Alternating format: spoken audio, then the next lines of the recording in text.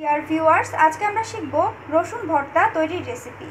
এখানে আমি ফ্রাই প্যানে সরিষার তেল গরম করে নিয়েছি। এবার রসুন দিয়ে দিব। রসুনটা আমি ছিলে ভালো করে ধুয়ে নিয়েছি। ভিউয়ার্স, আমাদের রসুন ব্রাউন কালার হয়ে গেছে, আমাদের ভাজা শেষ। এবার আমরা পাটায় বেটে নিব।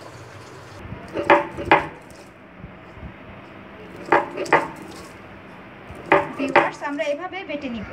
ভিউয়ার্স, এবার আমরা কয়েকটি শুকনো মরিচ তেলের মধ্যে ভেজে নিব।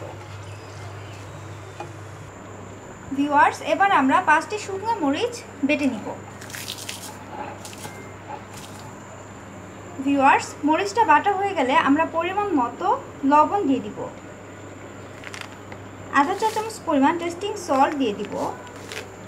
আধা চা চামচ পরিমাণ ধনে গুঁড়ো দিয়ে দিব। এবার বেটে নিব। এবার ভালো করে মেখে নিব।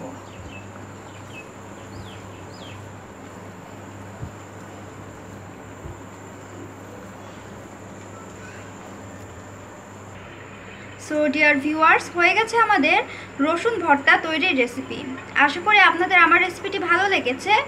আমার আরও নতুন নতুন রেসিপি আপনাদের ওয়ালে পেতে চাইলে আমার চ্যানেলটি সাবস্ক্রাইব করুন, তাহলে আমার আরও নতুন নতুন রেসিপি আপনাদের ওয়ালে চলে যাবে। সো প্লিজ সাবস্ক্রাইব রান্না রেসিপিস।